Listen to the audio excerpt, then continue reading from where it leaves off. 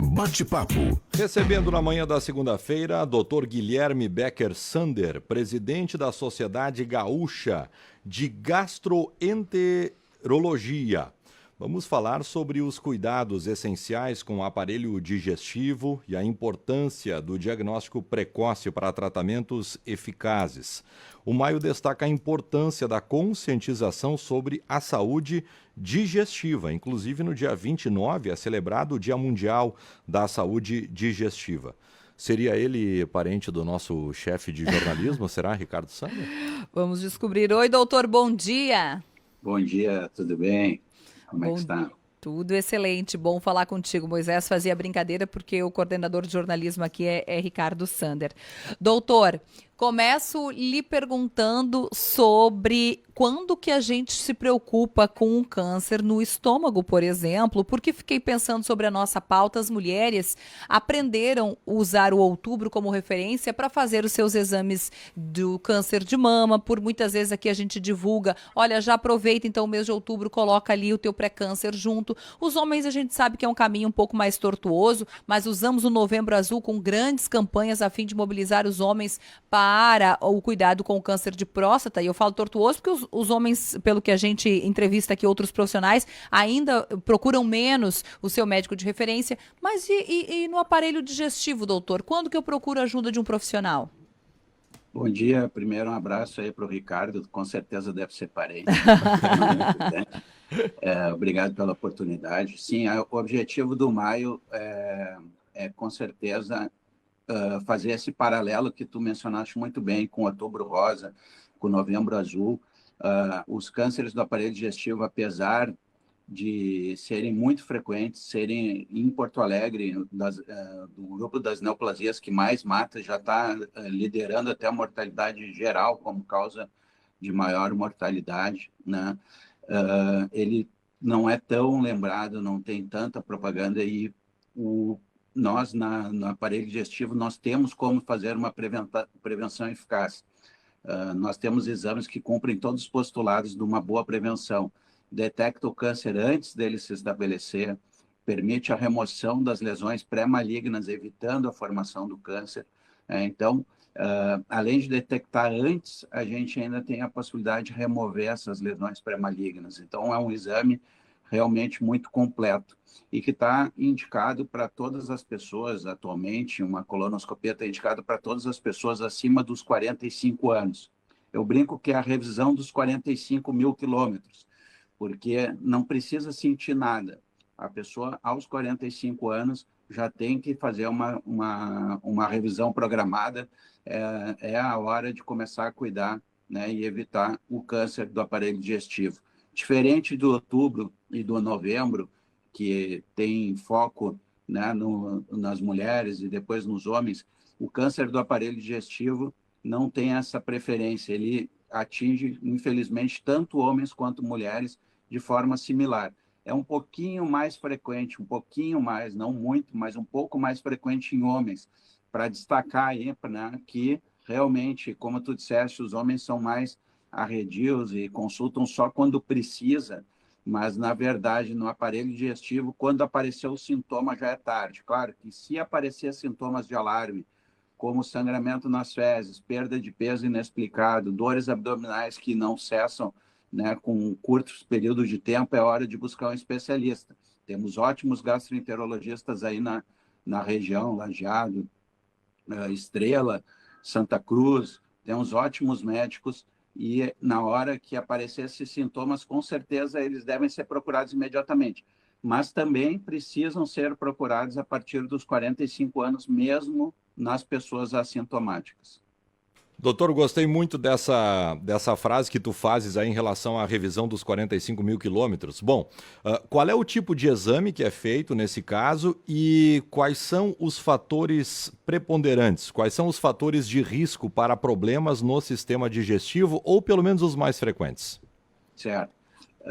Bom, nós sabemos que como fator de risco do aparelho digestivo, nós temos uma alimentação inadequada, né? Daí está o consumo de carnes ultraprocessadas e a falta, eu gosto de frisar principalmente o que a pessoa não come, né? Que deve comer mais, que é legumes, frutas e verduras. Todo mundo sabe, mas nós temos uma meta de que as pessoas comam pelo menos 5 vezes por dia entre legumes, frutas e verduras. Uma frutinha no café da manhã, no lanche, salada no almoço, na janta, uma fruta. Então, 5 vezes por dia nós devemos comer entre legumes, frutas e verduras. Isso é essencial. Outro fator de risco importantíssimo no câncer do aparelho digestivo, tanto para pâncreas quanto para câncer de fígado, cólon, é a obesidade. Nós, na gastroenterologia, também oferecemos ferramentas aí, né, como balão intragástrico, a sutura endoscópica, para manejo daquelas pessoas que não estão conseguindo perder peso apenas com dieta e atividade física. Então, esses são os principais fatores de risco, fora o cigarro, que a gente já nem fala mais, porque realmente, né, quem ainda a essa altura do campeonato não sabe que tabagismo é fator de risco para tudo que é tipo de câncer, né? Com certeza não é ouvinte da rádio, porque vocês já devem ter falado isso milhares de vezes. Enfim, então esses são os principais fatores de risco. Aos 45 anos, nós devemos começar um programa de prevenção. O mais prático, o melhor é a colonoscopia. Nós temos como alternativa o sangue oculto nas fezes, mas ele tem alguns inconvenientes. Tem uma taxa de falsos positivos, né? Exames que vêm erroneamente positivos alta. Também tem uma taxa de falsos negativos também elevada, quer dizer que o exame não detecta apropriadamente o câncer, ele exige uma dieta muito específica para fazer o exame, e se ele vier positivo, a pessoa inevitavelmente tem que fazer a colonoscopia, porque ele não detecta e muito menos retira as lesões precocemente. Então, quando aparece positivo no sangue oculto, o paciente já tem câncer. De maneira geral, a colonoscopia, frisando, né, na recomendação, é o melhor exame indicado a partir dos 45 anos, tanto para homens quanto para mulheres. Doutor, nesses fatores de risco que o senhor salientou, que o senhor descreveu para a gente, não aparece, por exemplo, o café quente demais, o chimarrão de forma especial aqui no Rio Grande do Sul, e por vezes a gente já leu sobre isso. Não é um fator de risco. Uma boa lembrança. O câncer de esôfago, no Rio Grande do Sul, ele tem algumas áreas com uma incidência alta, e sim, a temperatura da água nós temos que cuidar, foi bem lembrado. Nós precisamos cuidar da temperatura da água acima de 65 graus. A gente recomenda que a pessoa tenha uma chaleira que tenha um termômetro e que não passe, nessas elétricas hoje em dia tem, e que não passe de 65 graus no máximo. O ideal até que não passe de 60. A água quente é um fator de risco para câncer epidermoide e esôfago, e a gente tem que cuidar com a temperatura. Por outro lado, a próprio chimarrão, né, se for morno, e especialmente o café morno, ele é protetor. Nós ouvimos falar muito do café, mas o café é protetor, por exemplo, para câncer de fígado.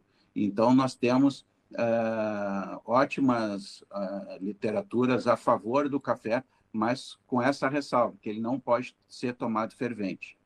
Importante, hein? Porque tem muita gente que toma o café pelando, hein, doutor? Aquele café assim que chega a queimar o beiço. Então não é indicado. A gente tem a regra que se queimou, está queimando na boca. A questão é que o esôfago não tem sensibilidade térmica. A gente tem outros tipos de sensibilidade, a distensão, se a pessoa come um pedaço grande demais, mas a gente não tem sensibilidade térmica no esôfago. Então a pessoa sente que está pelando e engole, aí queima lá dentro. Então, se está queimando a boca, não deve engolir, não deve tomar mais até que esfrie mais um pouco. É bem interessante essa fala do doutor, né? Do doutor Sander aqui para a gente nesta manhã no Panorama. Doutor, em relação a frutas, eu fiquei com uma dúvida. O consumo de frutas em momentos distintos, diferentes durante o dia, independente da fruta, ou o senhor indica algo que possa trabalhar mais na prevenção? Nós temos algumas, né, mas de maneira geral, a regra geral é qualquer uma. Tá? Só tem a principal diferenciação é a questão de sucos. Os sucos, eles usualmente são muito concentrados em frutose e também acabam levando à obesidade. O que a gente fala aqui é a fruta in natura. E ter o trabalho, né? A gente tem que ter um mindfulness, né? A consciência, 5 minutos ali, está descascando a sua frutinha, está pensando na vida, junto com tomando seu chimarrãozinho, mas está tendo uma consciência para a própria saúde. Então, prestar atenção. A gente acha que esse momento da descascar a fruta faz o contraponto com a embalagem, que a gente rasga e já tira alimento dali de dentro. Então, comer uma fruta, descascar com paciência, qualquer fruta é saudável. Já o suco não tem essas propriedades, né? A gente ainda, além de tudo, usualmente coa e tira todas as fibras. Então, não é a mesma coisa. O que a gente frisa é comer a fruta. Respondendo a tua pergunta, para não deixar em branco,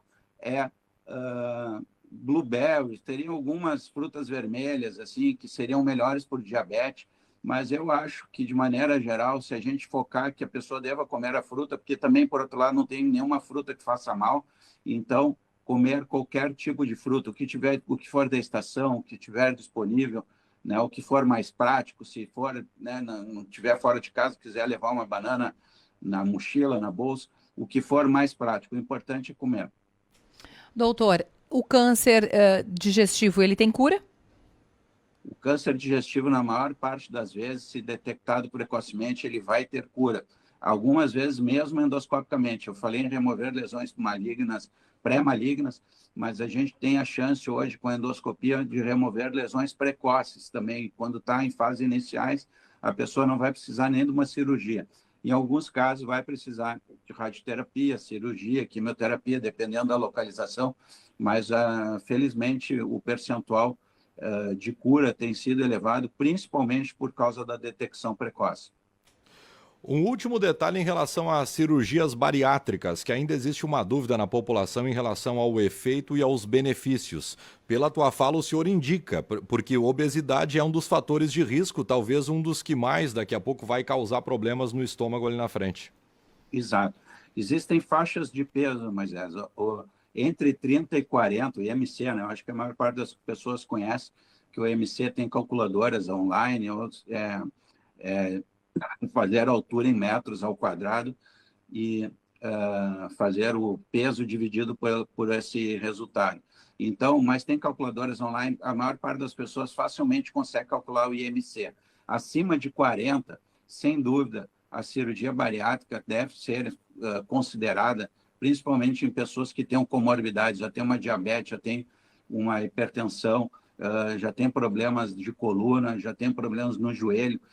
Principalmente nessas pessoas, a cirurgia da obesidade deve ser considerada. Entre 30 e 40, nós temos, além a cirurgia pode começar a ser considerada acima de 35, até para quem tem essas comorbidades que eu falei de forma grave, né? Tem uma diabetes grave. Mas de 30 a 40, nós temos procedimentos endoscópicos também. A gente tem a possibilidade de fazer o balão intragástrico, fazer uma sutura, esse é um procedimento novo que as pessoas não conhecem, sutura endoscópica do estômago. A gente faz parecido com uma cirurgia bariátrica, mas sem cortes. A gente costura o estômago por dentro. Isso é uma técnica que a gastroenterologia oferece também e que também ajuda muito no tratamento da obesidade, com perdas até de 20% do peso total. Então, não é por falta de tecnologia. Hoje nós também temos os medicamentos, nós temos várias tecnologias para oferecer para o paciente obeso. Mas é importante, porque ao longo da vida, se ele permanecer nesse peso muito elevado, não é só uma questão estética, bem pelo contrário. A pessoa vai desenvolver diabetes, vai desenvolver hipertensão, vai se machucar, vai ter um joelho estourado, vai ter uma coluna, hérnias, etc., dores crônicas depois de uma idade. Então, a gente tem que prevenir todas essas condições e, além disso, a obesidade é fator de risco, como eu falei inicialmente, para vários tipos de câncer, câncer de mama, mas no aparelho digestivo, fígado, cólon, pâncreas, temos vários tumores relacionados à obesidade. Doutor, bom falar contigo. Certamente a gente volta a falar sobre essa pauta que tem tantos detalhes, tantas informações. Muito obrigado pela tua atenção. Uma boa semana. Obrigado, igualmente. Um abraço para vocês, todos os ouvintes. Muito bem. Dr. Guilherme Becker Sander, ele é presidente da Sociedade Gaúcha de Gastroenterologia.